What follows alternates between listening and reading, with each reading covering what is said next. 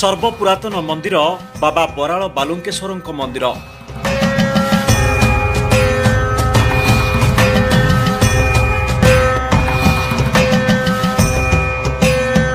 भुवनेश्वर पुरी जा रास्तार पटनायका छकरू बामपट को 2 किलोमीटर जावापर सत्यवादी ब्लॉक अंतर्गत बराल ग्राम में बाबा बालुंकेश्वर मंदिरटी बाबा बराल बालुंकेश्वर नाम प्रसिद्धि लाभ करिछि। प्रभु बराल बालुंकेश्वर रही अनेक महिमा, अनेक अलौकिक घटना एवं अनेक कहानी।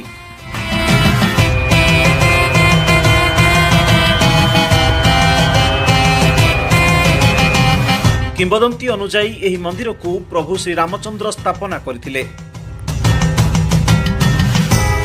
बराल बालुंकेश्वर मंदिर रे भक्तों मानसिक पूरण करिवार रहिछि अनेक प्रमाण एवं रहिछंती अनेक मुख साक्षी। बाबा बराल बालुंकेश्वर को कामना लिंगर ठाकुर बोली मध्य कहा जाए, कारण जी जहा मनासिब से बर निश्चय पाइबार रहिछि अगाढ़ विश्वास।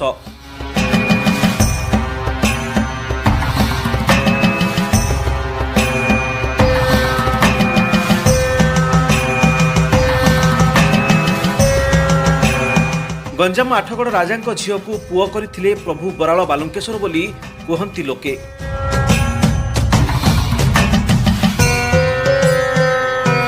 बहु दूरदूरांतरू आसी भक्त एही मंदिर रे गुआ नड़िया बसेबा सहित महामृत्युंजय अभिषेक, जलाभिषेक, नागाभिषेक एवं अपुत्रिक संतान गोपाल पूजा करी पुत्र संतान प्राप्ति हुए बोली कहती मंदिरर सेवायत।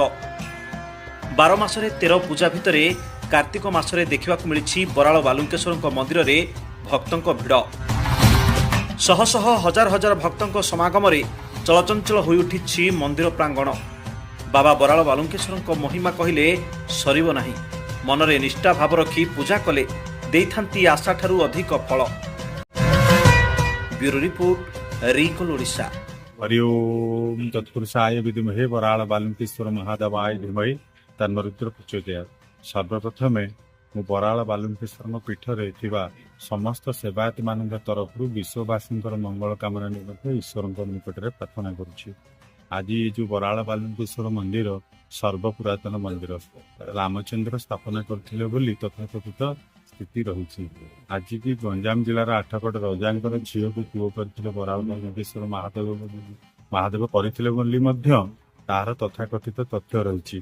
ता मध्य आपण समग्र भारत वर्ष बुली जिते महादेव मंदिर अच्छी सबु महादेव मंदिर रे भस्मी विभूति अच्छी, कि बराल बालुंकेश्वर मंदिर रे वज्र विभूति अच्छी। आ बराल बालुंकेश्वर प्रसिद्ध होउछन्ति कामना लिंग ठाकुर। जी जहा मनस्कामना करिवे ताहा पूर्ण होबो। केवल कार्तिक मास नुहे, वर्षक 12 मासरे 13 पूजा, 36 पाठक निजोग सेवायत मध्य अछन्ति। एठी जी सेवायत माने सेवा कार्य करन्ति सेमानकर हेरिटेरी सेवा रहिछि। आ ये भी मध्य गोटे ऐतिह्य मंदिर हेरिटेज टेम्पल।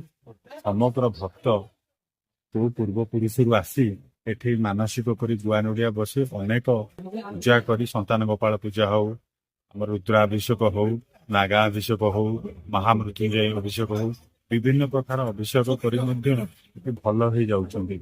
आ सबुठ बड़ कथा होछि जलाभिषेक द्वारा ठाकुरंकर मस्तक रे जलाभिषेक होछि एवं से शेष 2 गरा जल वृषभ जल स्नान करी प्रत्येक भक्तर मनस्कामना पूर्ण होछि। शरीर जहाँ दोषा दोष थी खंडन हो शरीर आरोग्य लाभ कर।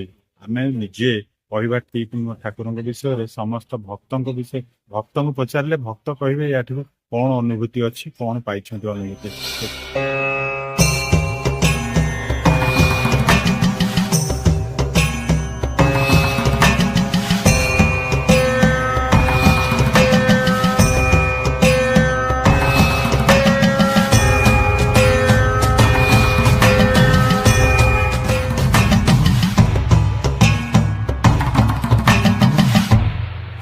रीकल ओडिशा, ओडिशार पुनः स्पंदन।